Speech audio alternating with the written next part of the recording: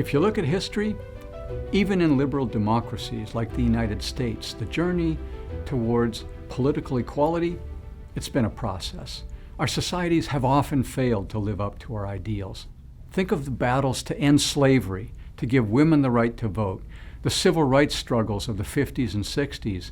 Those were battles for justice, for the promise of equality outlined in the Declaration of Independence, but not actually enjoyed by all.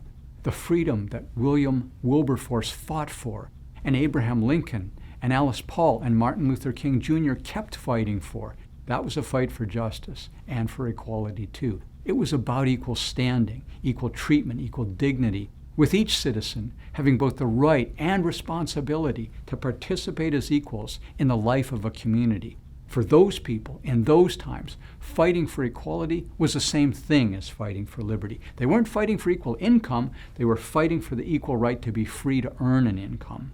Women had to fight for the right to own property in their own name, to hold a bank account in their own name, to own a business and make investments in their own name, to hold patents on inventions in their own name, and so on.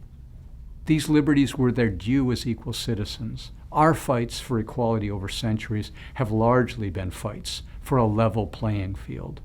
Problem is, societies don't really live up to that ideal. It isn't possible. You could make people as equal as you want, but if you let people do the best they can to raise their children, inevitably, some parents are more successful than others. So the next generation inevitably grows up on a playing field that isn't level.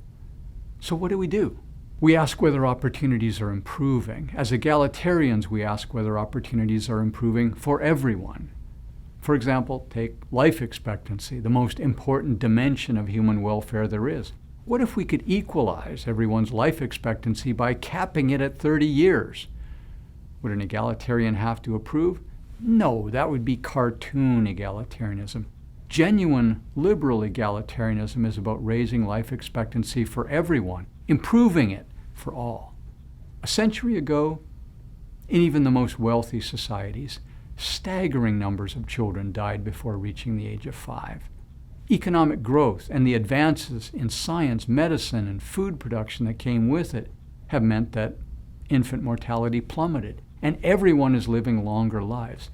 It wasn't only a privileged class whose life expectancy nearly doubled over the course of the 20th century.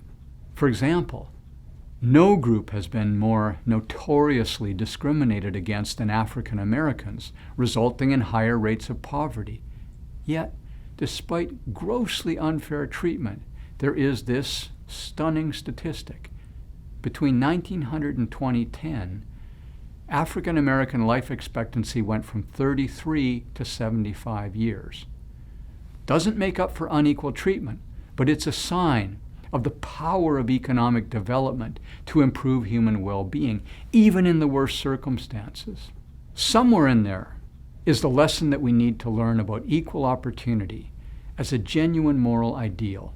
The point isn't that no child grows up with advantages, but that advantages end up being good for everyone. You want your surgeon to have advantages. You want your surgeon to have had the best possible training. You want your surgeon to be better at surgery than you are, because what's going on between you and your surgeon, that isn't a race. That's high-stakes cooperation. In a race, people need to have an equal starting point because the purpose of a race is to measure relative performance and declare a winner. But society isn't a race. A society's purpose is not to measure relative performance and declare a winner, but simply to be a good place to live for everyone.